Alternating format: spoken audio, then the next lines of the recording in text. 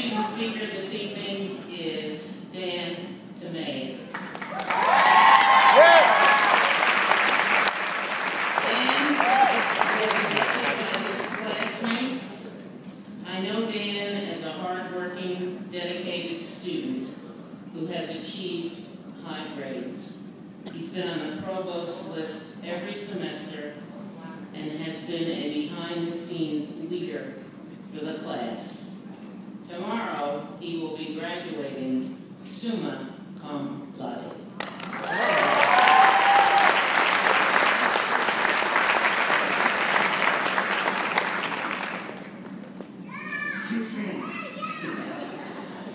When I was accepted into the nursing program here at Southern Vermont College, I was unprepared for the challenges that lay ahead.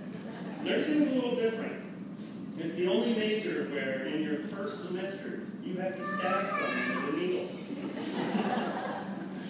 In the past year alone, for one single class, we had to read two 1,500-page textbooks. Now, neither had a good plot, but both could cure the worst case of insomnia. So there was a benefit. In addition to the challenging classroom curriculum, 2 days each week, we woke up at 5 a.m., we drove dark, oftentimes snowy roads to clinical sites up to an hour away. When you finally make it home after a 12-hour shift at the hospital, you are physically and emotionally drained. But it's not time to relax, not now, not yet. You have to write a paper, or prepare a presentation, or maybe study for a major test that could make or break your goal of becoming a nurse. So this program is tough, and it's stressful. So many times in the past 3 years, I really needed some inspiration. And I'm fortunate that I did not have to look far to find it. I could look to my classmates, many of whom were acing tests despite the fact that English is a second language for them. Others endured personal tragedies and heartbreaks without even thinking about giving up. Not one of us got here the easy way. Each has worked incredibly hard to earn the right to cross this stage tonight, and I am very proud to be considered a peer of these scholars. I could also look to our nursing faculty. Not only do these veteran nurses maintain their own professional practices and provide for their families and continue their own educations, completing master's degrees and even PhDs, but they also somehow find the time, they find the motivation and the enormous patience required to share their knowledge and experience with a new generation of nurses.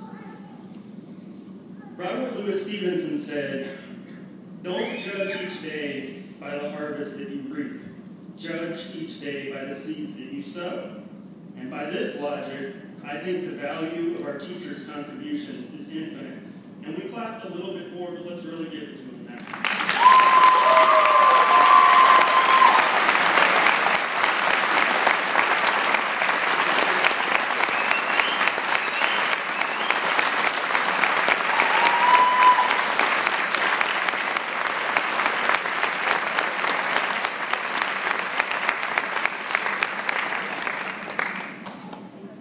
I used to look at nursing school as a marathon. It's a long way to go, and it seems daunting, but slow and steady wins the race. You'll get there. But here's the catch that I just found out. There is no finish line. We might have completed our schooling, but our education is never going to end. As nurses, we must be committed to a lifetime of learning and self-evaluation. And so I will bet you dollars to donuts that throughout our careers, scientific research, economic research, and improvements in medical technology will change the standards of nursing practice. Therefore, it will behoove you to maintain the mental flexibility and dedication to learning that is essential in order to provide the best possible nursing care. So in closing, fellow graduates, please remember, no matter how routine your days become, that each and every patient is someone's son or daughter, sister, brother, father, or mother. Take the time to treat each patient like a unique person, worthy of respect, and compassion, and human connection. And when you reach a difficult time, and your faith is shaken, and this will happen, you know it, don't stop believing in the potential and value of every individual, including yourself. Thanks for listening.